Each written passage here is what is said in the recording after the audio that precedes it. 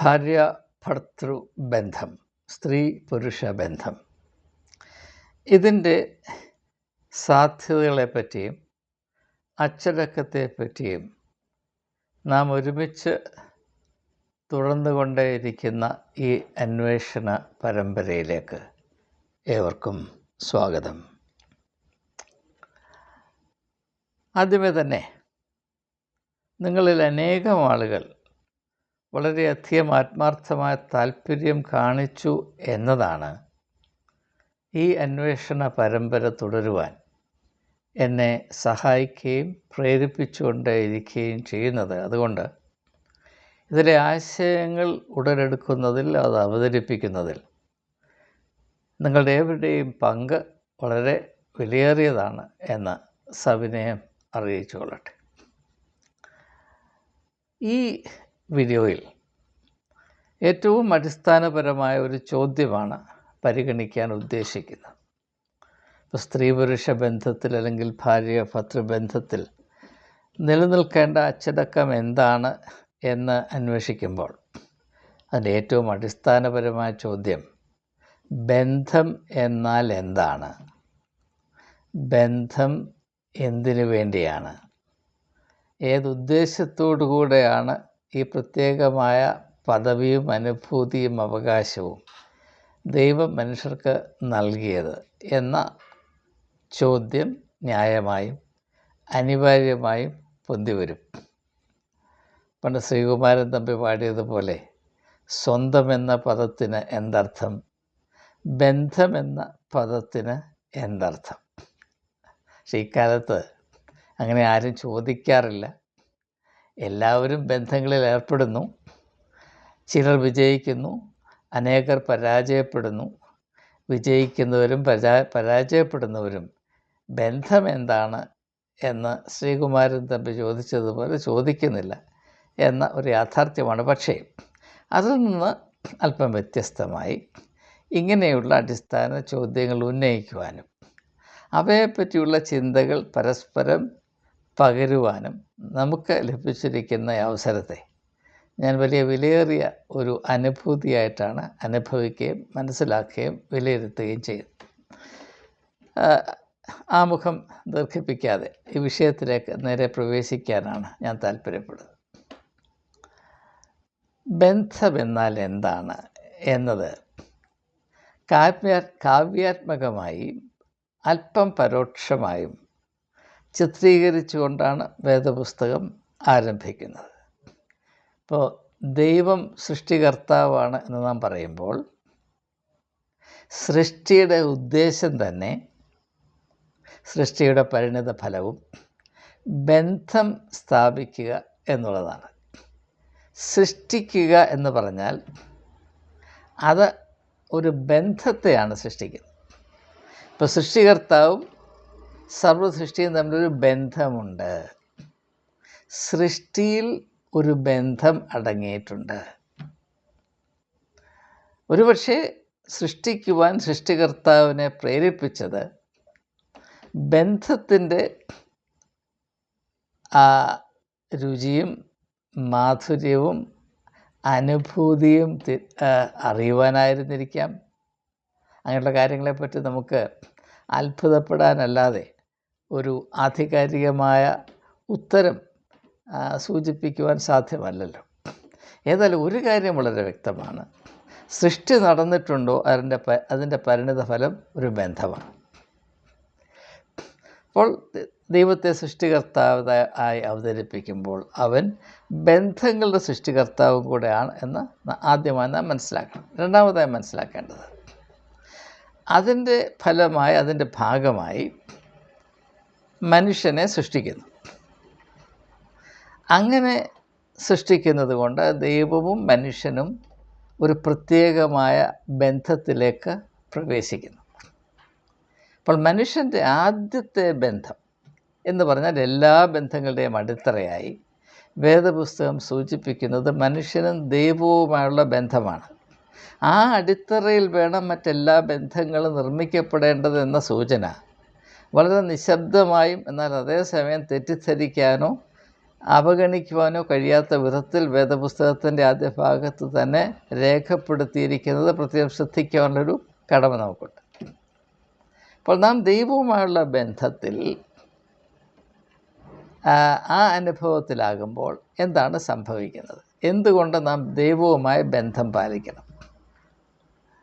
ദൈവവുമായുള്ള ബന്ധത്തിൽ കൂടെ മനുഷ്യൻ തിരിച്ചറിയുന്ന ഏറ്റവും വിലയേറിയ ഒരു കാര്യം ചുമതല, റെസ്പോൺസിബിലിറ്റി. ചുമതല എന്ന ഒരു വലിയ അർത്ഥസാന്ദ്രതയുള്ള ഒരു എന്താ പറയുന്ന ഒരു യാഥാർത്ഥ്യമാണ്. അതുകൊണ്ട് തന്നെ നാം ഏത് ബന്ധത്തിലേർപ്പെട്ടാലും, അത് ഭാര്യാഭർത്തൃ ബന്ധമായിക്കൊള്ളട്ടെ, മാതാപിതാക്കന്മാരും കുഞ്ഞുങ്ങളുമായിട്ടുള്ള ബന്ധമായിക്കൊള്ളട്ടെ, സുഹൃത്തുക്കൾ തമ്മിലുള്ള ബന്ധമായിക്കൊള്ളട്ടെ, ഔദ്യോഗിക രംഗങ്ങളിൽ സഹപ്രവർത്തകരുടെ ബന്ധമായിക്കൊള്ളട്ടെ, അല്ലെങ്കിൽ സാമൂഹ്യ ബന്ധങ്ങളായിക്കൊള്ളട്ടെ, ഏത് ബന്ധത്തിലേർപ്പെട്ടാലും അതിൽ ഒരു ചുമതല ബോധമുണ്ടായിരിക്കണം. ചുമതല ബോധമില്ലാത്ത ബന്ധം അത് ബന്ധത്തിൻ്റെ പ്രതീതി ഉണ്ടാക്കുവാൻ സഹായിക്കുമെങ്കിലും അതൊരിക്കലും ബന്ധമായി തീരുകയില്ല. അതുകൊണ്ട് തന്നെ ആധുനിക സംസ്കാരത്തിൻ്റെ ഒരു പ്രധാനപ്പെട്ട ബലഹീനത ഇതിൽ മനുഷ്യ സ്വഭാവത്തിൽ ചുമതല ബോധം വളർത്തിയെടുക്കുന്നതിൽ പരാജയപ്പെടുന്നത് കൊണ്ട് മനുഷ്യ ബന്ധങ്ങൾക്കും നിലനിൽപ്പില്ലാതായിത്തീരുന്നു. ഇത് വളരെ ശ്രദ്ധിക്കേണ്ട ഒരു യാഥാർത്ഥ്യമാണ്. സമയത്തിൻ്റെ പരിമിതി കൊണ്ട് ഞാനത് കൂടുതലായി വിശദീകരിക്കാൻ തൽക്കാലം തുനിയുന്നില്ല.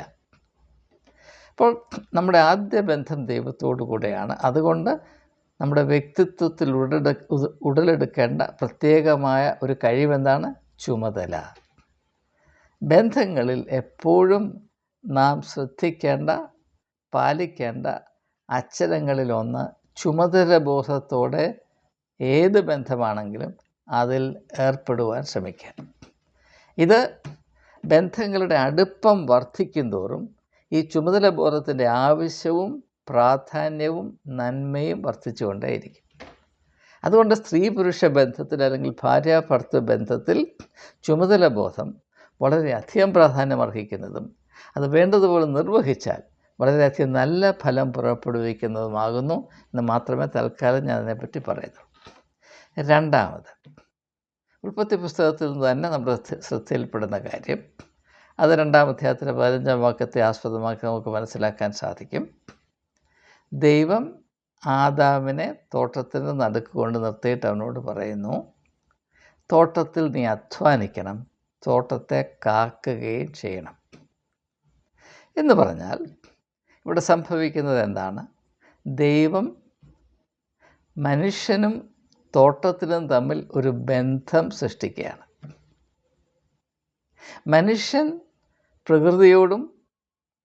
പ്രകൃതിയോട് മാത്രമല്ല ദൈവം സൃഷ്ടിച്ചിട്ടുള്ള എല്ലാറ്റിനോടും ബന്ധം പുലർത്തുമ്പോൾ അതിലവൻ പാലിക്കേണ്ട 2 പ്രധാനപ്പെട്ട വശങ്ങൾ, അവൻ പാലിക്കേണ്ട അച്ചടക്കത്തിൻ്റെ 2 പ്രധാനപ്പെട്ട വശങ്ങൾ ഇവിടെ സൂചിപ്പിക്കുകയാണ്. എന്താണ് തോട്ടത്തിൽ അധ്വാനിക്കുക എന്ന് പറഞ്ഞാൽ? അത് അതിമനോഹരമായ ആശയം അവിടെയുണ്ട്. അധ്വാനിക്കുക എന്ന് പറഞ്ഞാൽ മറഞ്ഞിരിക്കുന്നതിനെ വെളിപ്പെടുത്തുവാൻ ശ്രമിക്കുക എന്നുള്ളതാണ്. ഇപ്പം നാം ഒരു വ്യക്തിയുമായി ബന്ധം പുലർത്തുമ്പോൾ ആരുമായിക്കൊള്ളട്ടെ, ആ വ്യക്തിയിൽ മറഞ്ഞിരിക്കുന്ന നല്ല സാധ്യതകളെ ഉണർത്തുവാനും പ്രബലപ്പെടുത്തുവാനുമുള്ളൊരു കടമ നമുക്കുണ്ട്. അതിനുവേണ്ടി നാം ശ്രമിക്കണം. അതിൻ്റെ ഉത്തമ ഉദാഹരണമാണല്ലോ ഞാൻ മുൻപ് പലപ്പോഴും സൂചിപ്പിച്ചിട്ടുള്ളതുപോലെ കർത്താവായ യേശുക്രിസ്തു ശമര്യക്കാര നാട്ടിൽ പോയി യാക്കോബിൻ്റെ കുളക്കരയിൽ വെച്ച് സമൂഹത്തിൻ്റെ ദുർനടപ്പ് കൊണ്ട് വളരെയധികം അധപ്പതിച്ചു പോയ ഒരു സ്ത്രീ, സമൂഹം അവളെ അവജ്ഞയോട് തള്ളിക്കളഞ്ഞിട്ടും യേശു അവളിൽ ഉറങ്ങിക്കിടന്ന് നല്ല സാധ്യതകളെ ഉണർത്തുകയും അതുകൊണ്ട് അവളൊരു പുതിയ ലക്ഷ്യപ്രാപ്തിയിൽ, അതിൻ്റെ ആവേശത്തിൽ ഒരു പുതിയ വ്യക്തിത്വം പ്രാപിച്ച് അനുഗ്രഹിക്കപ്പെട്ട അവസ്ഥയിലേക്ക് പ്രവേശിക്കുന്ന അതിമനോഹരമായ സംഭവമാണ് യോഹന്നാൻ്റെ സുവിശേഷം 4-ാം അധ്യായത്തിൽ നാം കാണും. അതാണ് അധ്വാനിക്കുക എന്ന് പറഞ്ഞാൽ അർത്ഥം. അല്ലാതെ തൂമ്പ കൊണ്ടല്ല കൂന്താലി കൊണ്ട് കിളയ്ക്കുന്നതോ മണ്ണ് മാന്തുന്നതോ മാത്രമല്ല അധ്വാനം. അധ്വാനത്തിൻ്റെ ആത്മീകവും ദാർശനികവുമായ അർത്ഥം എന്താണ്? മറഞ്ഞിരിക്കുന്ന നല്ല സാധ്യതകളെ വെളിപ്പെടുത്തുക. കർഷകന് അധ്വാനിക്കുമ്പോൾ എന്താണ് സംഭവിക്കുന്നത്? ഭൂമിയിൽ മറഞ്ഞിരിക്കുന്ന നന്മകളെ മനുഷ്യൻ്റെ ആവശ്യത്തിന് ഉപയോഗപ്രദമാകുന്ന വിധത്തിൽ വെളിപ്പെടുത്തുക. അങ്ങനെ അവൻ്റെ വിശപ്പടക്കാനുള്ള ആഹാരം ഉണ്ടാക്കുക.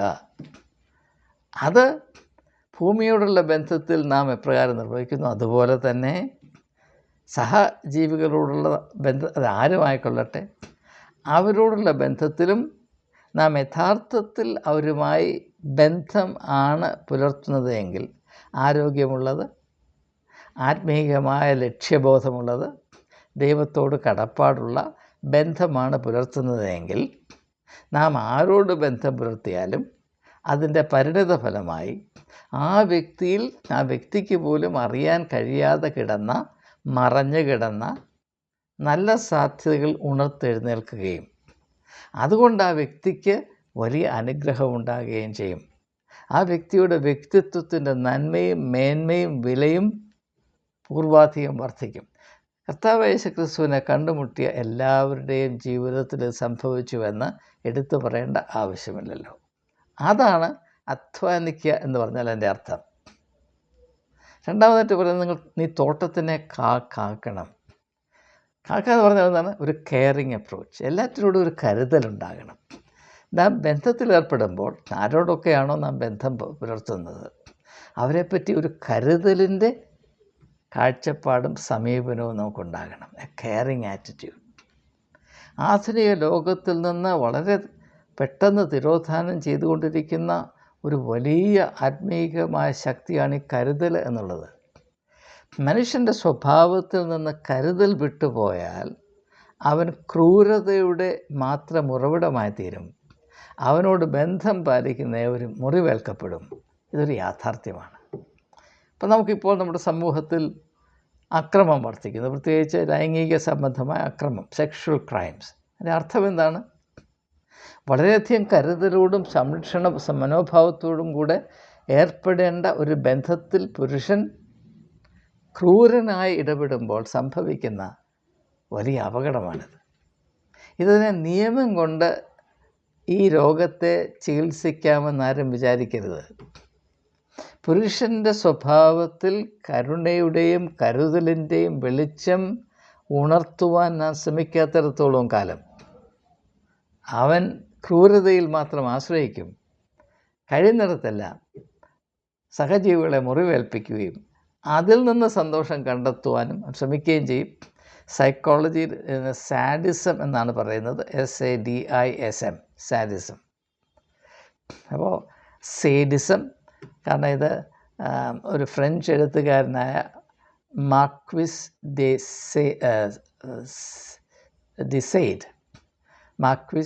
ഡി സെയ്ഡ് അദ്ദേഹത്തിൻ്റെ കൃതികളിൽ ഇപ്രകാരമുള്ള വളരെ പറയാൻ വയ്യാത്ത വിധത്തിലുള്ള മനുഷ്യൻ്റെ സ്വഭാവ ദൂഷ്യങ്ങളുടെ ചിത്രീകരണമാണ്. പ്രത്യേകിച്ച് കുബേര ശ്രേണിയിലൊക്കെ പെട്ട ആളുകൾ അതിൻ്റെ വിശദാംശങ്ങളിലേക്ക് ഞാൻ പോകാൻ താല്പര്യപ്പെടുന്നില്ല.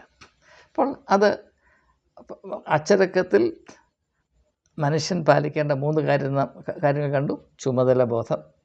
2, അധ്വാനമെന്ന് പറഞ്ഞാൽ നാം ആരോട് ബന്ധം പുലർത്തുന്നുവോ ആ വ്യക്തിയെ നാം സ്നേഹിക്കുന്നത് കൊണ്ട് ആ വ്യക്തിയുടെ ഉള്ളിൽ ആ വ്യക്തിക്ക് പോലും അറിയാത്ത വിധത്തിൽ മറഞ്ഞു കിടക്കുന്ന നല്ല സാധ്യതകളെ ഉണർത്തുന്ന ഒരു കാറ്റലിറ്റിക് ഏജൻറ്റായി നമുക്ക് പ്രവർത്തിക്കാൻ കഴിയണം. 2, ഒരു കരുതലിൻ്റെയും സംരക്ഷണത്തിൻ്റെയും മനോഭാവം ബന്ധങ്ങളിൽ നാം എപ്പോഴും പാലിക്കണം. അല്ലെങ്കിൽ നാം ആരോടൊക്കെ ബന്ധം പുലർത്തിയാലും ആരെയൊക്കെ കണ്ടാലും അവരെ എപ്രകാരം ചൂഷണം ചെയ്യാം എന്ന് മാത്രമേ നാം ചിന്തിക്കുകയുള്ളൂ. ഇനി 4-മതായിട്ട് എനിക്ക് പറയാനുള്ളത്, ഉൽപ്പത്തി പുസ്തകം 2-ാം അധ്യായത്തിൽ യഹോവ ആദാമിനെ നോക്കിയിട്ട് അവനേകനായിരിക്കുന്നത് നന്നല്ല എന്ന് പറയുന്നു. അതുകൊണ്ട് ഞാൻ അവന് തക്കതായ ഒരു തുണയെ കൊടുക്കും. എൻ്റെ അഭിപ്രായത്തിൽ വളരെ വളരെ വളരെയധികം തെറ്റിദ്ധരിക്കപ്പെട്ടിരിക്കുന്ന ഒരാശയമാണ് തക്കതായ തുണ. പുരുഷ മേധാവിത്വത്തിൻ്റെ ആ ചുവയിൽ വളർന്നു വരുന്ന ഒരു മനസ്സിൽ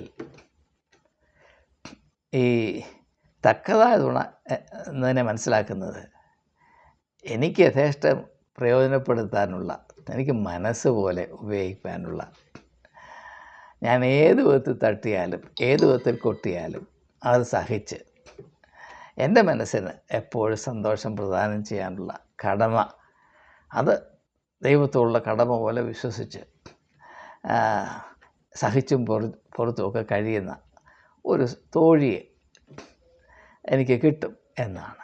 അങ്ങനെയല്ല. ഇവിടെ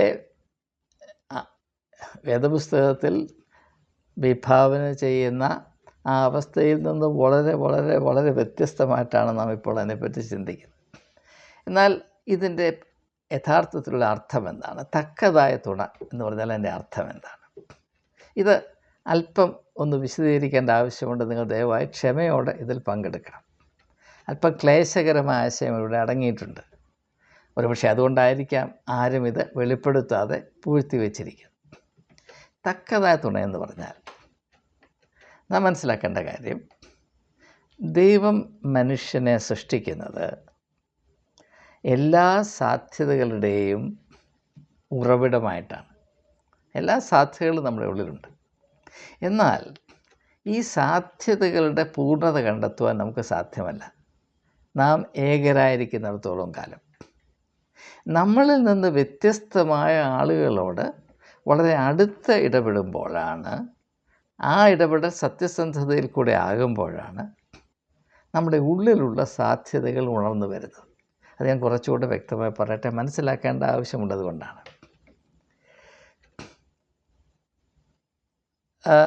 നാം നമ്മെപ്പോലെ മാത്രം ചിന്തിക്കുകയും സംസാരിക്കുകയും താല്പര്യങ്ങൾ പ്രകടിപ്പിക്കുകയും നടക്കുകയും ഇരിക്കുകയും ഓടുകയും ചെയ്യുന്ന ആളുകളോട് മാത്രമാണ് ബന്ധം പുലർത്തുന്നത് എങ്കിൽ നാം ഒരിക്കലും വളരുകയില്ല.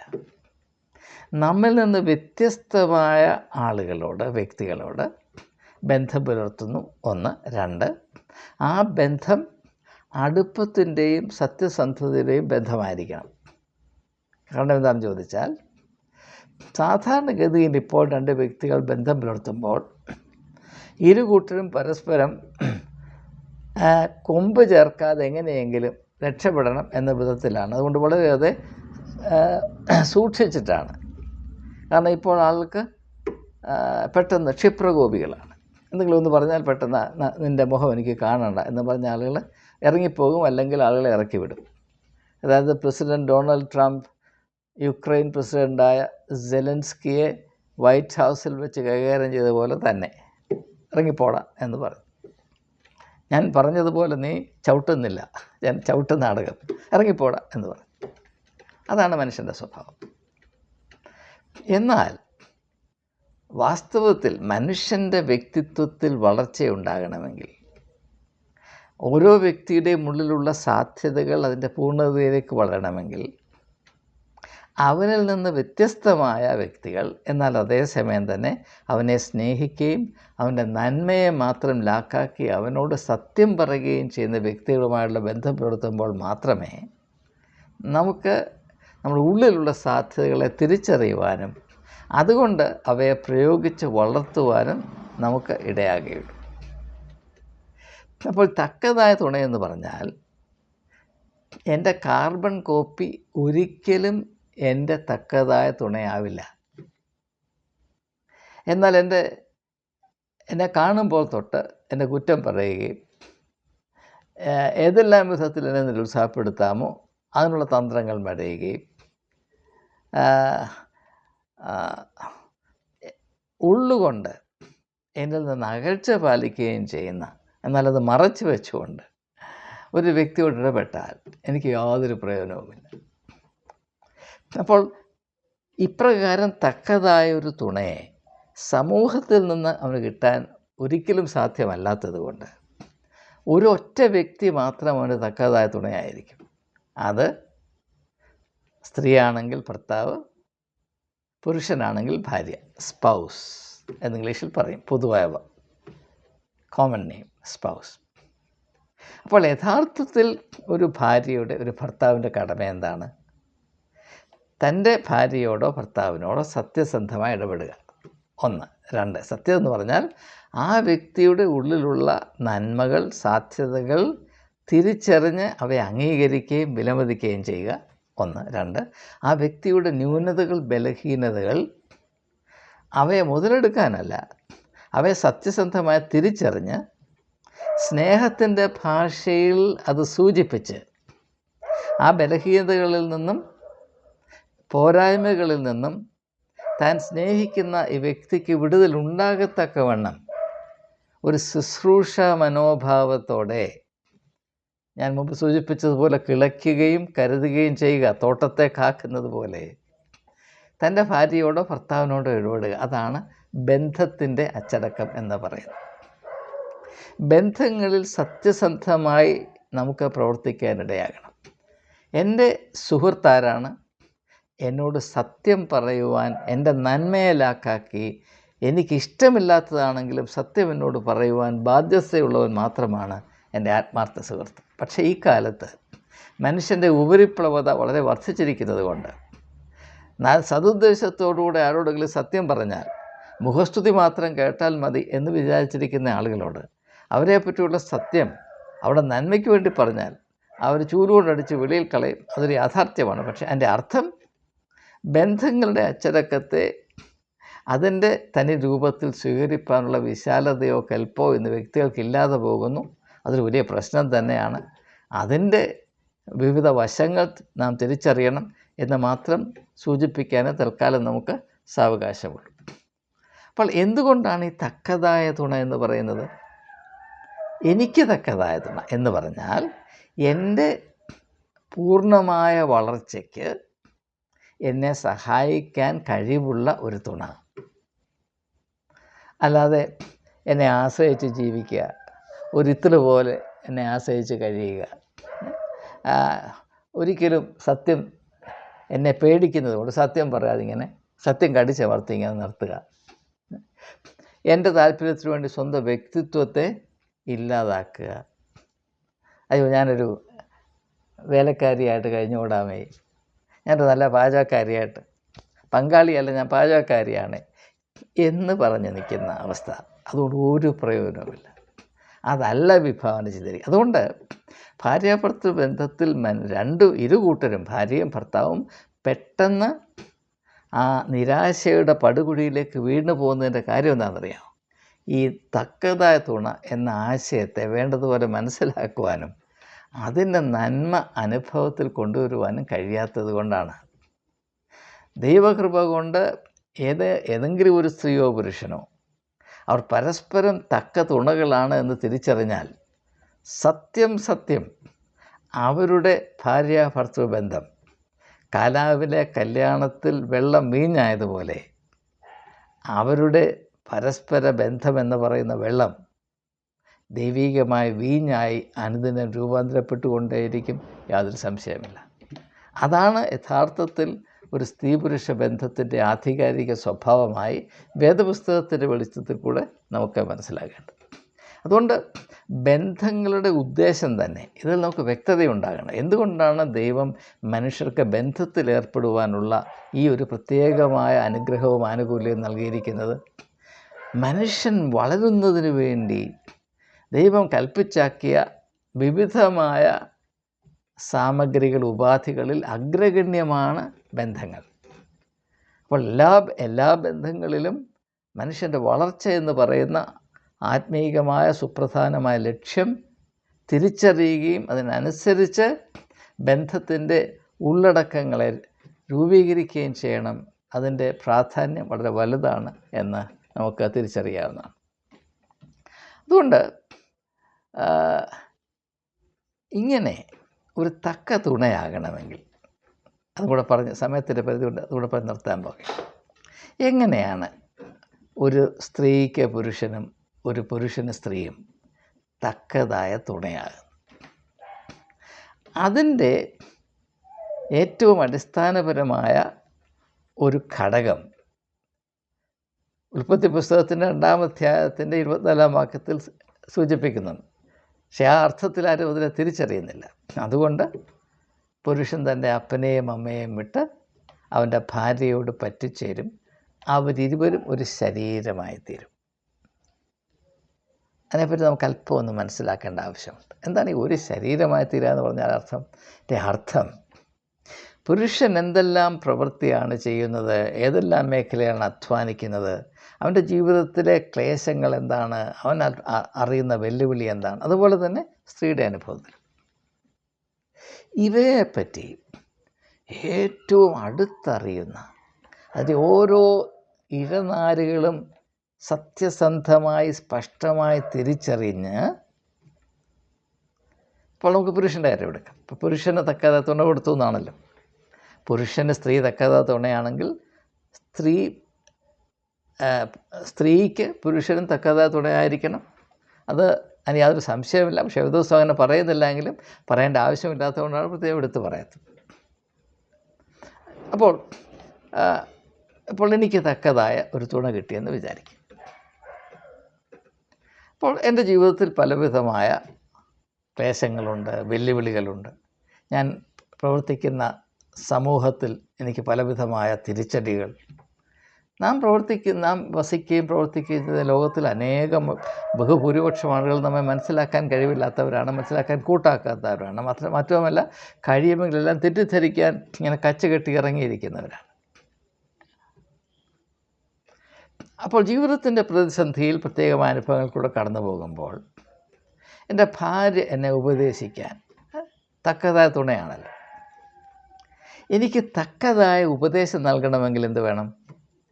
എൻ്റെ ജീവിതത്തിൻ്റെ ഓരോ സംരംഭങ്ങളിലും എൻ്റെ ഭാര്യ പരിപൂർണമായി പങ്കെടുക്കുകയും ഞാനായിരിക്കുന്നത് പോലെ ആ സാഹചര്യത്തിലായിത്തീർന്നിട്ട്, എന്നാൽ എന്നേക്കാൾ കുറച്ചുകൂടെ സ്പഷ്ടമായി, ഒബ്ജക്റ്റീവ് എന്ന് പറയും, ഒബ്ജക്റ്റീവായി.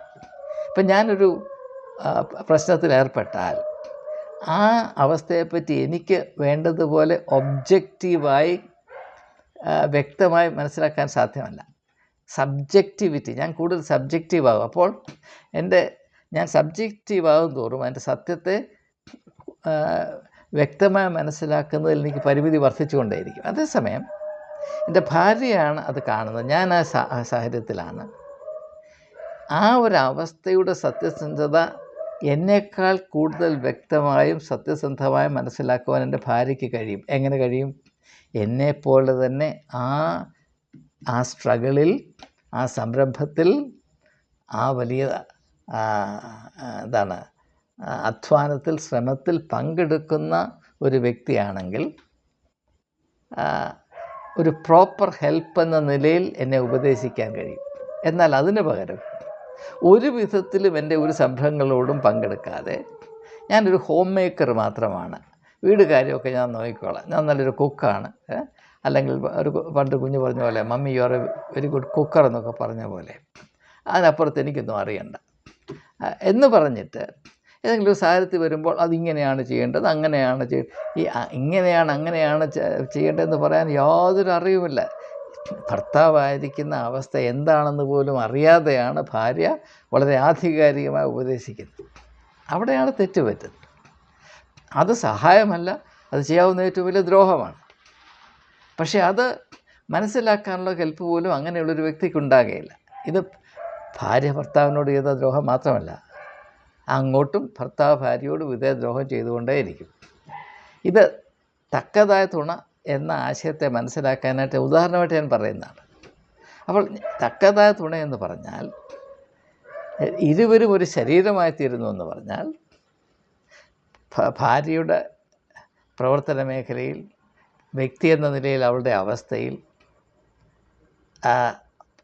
ആത്മാർത്ഥമായി യാതൊരു മുഖം മൂടിയുമില്ലാതെ പങ്കെടുത്ത് അവളോട് ഒന്നായി ചേർന്നിരിക്കുന്ന അവസ്ഥയിൽ അവളുടെ ജീവിതത്തിലെ പ്രത്യേകമായ സാഹചര്യത്തിൽ ഉപദേശം കൊടുക്കേണ്ടി വന്നാൽ അവൾക്ക് ഏറ്റവും പ്രയോജനപ്പെടുന്ന വിധത്തിൽ ഉപദേശം കൊടുക്കാൻ എനിക്ക് കഴിയണം.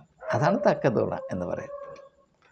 അപ്പോൾ ഏറ്റവും ഇൻറ്റിമേറ്റായിട്ടുള്ള യഥാർത്ഥത്തിൽ കമ്മ്യൂണിയൻ അവിടെയാണ്. ഇരുവരും ഒരു ശരീരമായി തീരുമെന്ന് പറയുന്നതാണ് യഥാർത്ഥത്തിലുള്ള കമ്മ്യൂണിയൻ. അതിൻ്റെ മതപരമായ ആവിഷ്കാരമാണ്, സെറിമോണിയൽ ആവിഷ്കാരമാണ് കർത്താവ് യേശുക്രിസ്തുവിൻ്റെ ശിഷ്യന്മാരുമായി മാളിക മുറിയിൽ നടത്തുന്നത്. അപ്പമെടുത്ത് നുറുക്കി ഇതെൻ്റെ ശരീരമെന്ന് പറഞ്ഞു കൊടുക്കും. അത് അവൻ്റെ നുറുങ്ങിയ ശരീരത്തെ നാം കഴിക്കുന്നത് കൊണ്ട് യേശുവും നാമും ഒരു ശരീരമായി തീരുന്നു. അത് തന്നെയാണ്. അതുകൊണ്ട് തന്നെ നമ്മളുടെ ജീവിതത്തിൻ്റെ ഓരോ അവസ്ഥയും അതിൻ്റെ സത്യസന്ധതയിൽ കർത്താവ് യേശുക്രിസ്തുവിന് മനസ്സിലാകുന്നു. അതുപോലെ തന്നെ തിരിച്ചങ്ങോട്ട് നമുക്കൊരു കടമയുണ്ട്. ക്രിസ്തുവിനോടുള്ള നമ്മുടെ ബന്ധത്തിൽ ഈ ഓരോ സാഹചര്യത്തിലും ക്രിസ്തു പങ്കെടുക്കുന്നുവെന്നും അതുകൊണ്ട് അവൻ്റെ ഓരോ ചിന്തയും താല്പര്യവും ഉദ്ദേശവും ലക്ഷ്യവും എന്തായിരിക്കുമെന്ന് മജ്ജയിലും മാംസത്തിലും തിരിച്ചറിയത്തക്കവണ്ണം അവനോട് താതാത്മ്യം പ്രാപിക്കുന്ന അവസ്ഥയിലാണ് യഥാർത്ഥത്തിൽ യേശുവുമായി നമുക്ക് ബന്ധമുണ്ട് എന്ന് പറയുവാൻ സാധിക്കുന്നു. അത് സൂചിപ്പിച്ചിട്ടാണ് യേശു പറയുന്നത്, നിങ്ങൾ എന്നിൽ വസിപ്പീൻ, ഞാൻ നിങ്ങളിലും വസിക്കാം എന്ന് പറഞ്ഞാൽ ഞങ്ങൾ ഒരു ശരീരമായി തീരുന്നു എന്നാണ് വീണ്ടും എൻ്റെ അർത്ഥം. അത് ബന്ധത്തിൻ്റെ ഏറ്റവും മനോഹരമായ അവസ്ഥയെ സൂചിപ്പിക്കുന്നതാണ്. അപ്പോൾ ആ അവസ്ഥയിൽ വരുമ്പോൾ യഥാർത്ഥത്തിൽ ഒരു തക്കതായ തുണ, യേശു എന്താണ് അന്വേഷിക്കുന്നത്? തക്കതായ തുണ. സഭ യേശുവിൻ്റെ തക്കതായ തുണയായിരിക്കണം. അതാണ് സഭ യേശുവിൻ്റെ മണവാട്ടിയാണെന്നൊക്കെ പറയുന്നത്. പക്ഷെ അങ്ങനെ വല്ല ബോധവുമുണ്ടോ?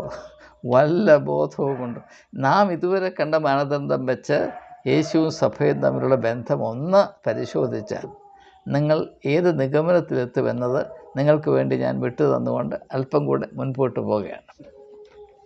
അതുകൊണ്ട് ബന്ധങ്ങൾ എന്നാൽ എന്താണ് എന്നാണ് നമ്മുടെ അന്വേഷണം. അവസാനമായി ഈ ബന്ധങ്ങളുടെ എല്ലാം പൊതുവായിട്ടുള്ള താല്പര്യം, ഈ ലോകത്തിൽ മനുഷ്യന് കമ്പാനിയൻഷിപ്പ്, പുരുഷനാണെങ്കിലും സ്ത്രീയാണെങ്കിലും നമുക്കൊരു കമ്പാനിയൻഷിപ്പ് ആവശ്യമാണ്. അതൊരു വൈകാരികവും ആത്മീയവുമായ ഒരു ആവശ്യമാണ്. ഈ കമ്പാനിയൻഷിപ്പിലാണ് വികാരവും ആത്മീയതയും ഒന്നായിത്തീരുന്നത്. അവിടെയാണ് കമ്മ്യൂണിയൻ ഉണ്ടാകുന്നത്. അപ്പോൾ അപ്രകാരമുള്ള സമയത്തിൻ്റെ പരിമിതി കൊണ്ട് ഉപസംഹരിക്കാൻ പോവുകയാണ്. അപ്പോൾ ബന്ധമെന്ന പദത്തിൻ്റെ അർത്ഥം എന്താണെന്നാണ് നമ്മുടെ അന്വേഷണം. നാം ആദ്യമേ കണ്ടു, ദൈവത്തോടുള്ള ബന്ധത്തിൽ കൂടെ നാം ചുമതല ബോധം, ബന്ധങ്ങളിൽ ചുമതല ബോധം ഉണ്ടായിരിക്കണമെന്ന് നാം പഠിക്കുന്നു. 2, ദൈവം തന്നെ മനുഷ്യനെ കൊണ്ട് ഏദൻ തോട്ടത്തിലാക്കിയിട്ട് നീ തോട്ടത്തിൽ അധ്വാനിക്കണമെന്നും കാക്കണമെന്നും പറയുമ്പോൾ നാം ഏത് ബന്ധത്തിലേർപ്പെട്ടാലും അതിൽ ആ വ്യക്തിയുടെ ഉള്ളിൽ അവന് പോലും അല്ലെങ്കിൽ അവൾക്ക് പോലും അറിയാൻ വയ്യാതെ മറഞ്ഞു കിടക്കുന്ന നന്മകളെ വെളിയിൽ കൊണ്ടുവരുവാൻ തക്കവണ്ണമുള്ള ബന്ധമായിരിക്കണം നാം സ്ഥാപിക്കേണ്ടത്. യേശു സ്ഥാപിച്ചിട്ടുള്ള എല്ലാ ബന്ധങ്ങളും അങ്ങനെ തന്നെയാണ്, നമുക്കറിയാം. 3, ഒരു കരുതലിൻ്റെ മനോഭാവത്തോടു കൂടെ വേണം എല്ലാ ബന്ധങ്ങളിലും നാം പ്രവർത്തിക്കേണ്ടത്. 4, നാം കണ്ടത് എല്ലാ ബന്ധങ്ങളിലും തക്കതായ തുണ എന്ന വലിയ ആശയം. അത് മനസ്സിലാക്കാനായിട്ട് നാം ശ്രമിച്ചു. ഞാൻ വേണ്ടതുപോലെ അത് അവതരിപ്പിക്കുന്നതിൽ വിജയിച്ചിട്ടുണ്ടോ എന്ന് എനിക്കറിയില്ല. അത് വളരെ വളരെ ആഴമേറിയ ഒരനുഭവമാണ്, അപരിചിതമായ ഒരു ആശയം കൂടെയാണ്. അതുകൊണ്ട് തന്നെ കൂടുതലായി ഇതിനെപ്പറ്റി വിശദീകരണം ആവശ്യമുണ്ടെങ്കിൽ നിങ്ങൾ അറിയിച്ചാൽ ആ കടമ നിർവഹിപ്പാൻ ഞാൻ തയ്യാറാണ്. പിന്നെ എല്ലാറ്റിനും ഉപരിയായി എല്ലാ വ്യക്തികൾക്കും മാനുഷികമായ ഒരാവശ്യമുള്ളത് കമ്പാനിയൻഷിപ്പ് എന്നുള്ളതാണ്. കമ്പാനിയൻഷിപ്പ് ഇല്ലാത്ത ഭാര്യാഭർത്തൃ ബന്ധം നിലനിർത്തിക്കൊണ്ടുപോകുന്നത് വളരെ വളരെ പ്രയാസമാണ്. അത് നിലനിർത്തിക്കൊണ്ട് പോകുന്നതിലും വലിയ കാര്യമൊന്നുമില്ല എന്ന ഒരു യാഥാർത്ഥ്യമുണ്ട്. പക്ഷേ അത് പറയുമ്പോൾ പലർക്കും ദേഷ്യം തോന്നും. പലവിധമായ ചോദ്യങ്ങൾ പൊന്തി വരാൻ സാധ്യതയുണ്ട്. ചോദ്യങ്ങൾ എന്തായാലും നിങ്ങൾ സൂചിപ്പിക്കുക, അതിന് ഉത്തരം തരാൻ ഞാൻ ബാധ്യസ്ഥനാണ്. അപ്പോൾ ഇതാണ് ബന്ധങ്ങളെപ്പറ്റി എനിക്ക് വേദപുസ്തക അടിസ്ഥാനത്തിൽ മാത്രം ചില ലളിതമായ സത്യങ്ങൾ ഇവരുമായി പങ്കിടാൻ എൻ്റെ മനസ്സ് എന്നെ പ്രേരിപ്പിച്ചത്. ഇത് ഭാര്യാഭർത്തൃ ബന്ധത്തെ സംബന്ധിച്ചിട്ടുള്ള വീഡിയോകളുടെ സീരീസിൽ 3-ാമത്തെ വീഡിയോ ആണിത്. ഇത് സംബന്ധമായ ചില വീഡിയോകൾ കൂടെ ഇനി അങ്ങോട്ട് ചെയ്യണമെന്ന് താല്പര്യമുണ്ട്. നിങ്ങൾ ദയവായി അല്പം ക്ഷമയോടെ അല്പസമയം കണ്ടെത്തി ഈ വീഡിയോകളെ അതിൻ്റെ പൂർണ്ണതയിൽ കണ്ട് മനസ്സിലാക്കാൻ ശ്രമിക്കുക. എൻ്റെ ശ്രദ്ധയിൽപ്പെടുന്നൊരു കാര്യം, പലരും 2 മിനിറ്റ് 3 മിനിറ്റ് 5 മിനിറ്റൊക്കെയാണ് ഒരു വീഡിയോ കാണുന്നത്. അതുകൊണ്ട് യാതൊരു പ്രയോജനവുമില്ല. അങ്ങനെ കാണാതിരിക്കുന്നതാണ് നല്ലത്. നിങ്ങൾ ആ 3 മിനിറ്റ് വേറെ വല്ലതിനും ഉപയോഗിക്കുന്നതാണ് നല്ലത്. ഞാൻ അവതരിപ്പിക്കുന്ന ഓരോ ആശയങ്ങളും അത് മനുഷ്യർക്ക് മനസ്സിലാകേണ്ടതിന് വേണ്ടി അല്പം ഡീറ്റെയിൽഡായിട്ട് തന്നെയാണ് മനഃപൂർവ്വം അവതരിപ്പിക്കുന്നത്. ഇത് 30 മിനിറ്റുള്ള വീഡിയോ എനിക്ക് വേണമെങ്കിൽ 7 മിനിറ്റ് 10 മിനിറ്റായിട്ട് പെട്ടെന്ന് റോക്കറ്റ് പോകുന്ന പോലെ പറഞ്ഞ് വിട്ടു പോകാൻ കഴിയും. അതുകൊണ്ട് ആർക്കും ഒരു പ്രയോജനവുമില്ല. നമ്മുടെ മനസ്സിൽ ആശയങ്ങൾക്കിടമുണ്ടാകണമെങ്കിൽ, വേര് പിടിക്കണമെങ്കിൽ അതിന് അതിൻ്റേതായ സാവകാശം അനുവദിച്ചേ മതിയാകുകയുള്ളൂ. അതുകൊണ്ടാണ് പലരും എന്നെ പ്രേരിപ്പിച്ചിട്ടും ഞാൻ എൻ്റേതായ ഈ സാമട്ടിലുള്ള പോക്ക് മാറ്റാതെ അല്പസമയമെടുത്ത് ചില കാര്യങ്ങൾ വ്യക്തത വരത്തക്കവണ്ണം പറഞ്ഞ് ഫലിപ്പിക്കാൻ തത്രപ്പെടുന്നത്. അതിന് സതുദ്ദേശത്തെ നിങ്ങൾ തിരിച്ചറിയും എന്ന ഒരു പ്രത്യാശ എനിക്കുണ്ട്. ഏതായാലും ഈ സംരംഭത്തിൽ പങ്കെടുക്കുകയും ഈ അന്വേഷണ പരമ്പരയിൽ നിങ്ങളുടേതായ താല്പര്യം നിലനിർത്തി ഇതിനെ മുൻപോട്ട് കൊണ്ടുപോകാൻ സഹായിക്കുന്ന ഏവരോടുമുള്ള നന്ദി പ്രത്യേകമായി അറിയിച്ചുകൊണ്ട് വാക്കുകൾ ഉപസംഹരിക്കാം.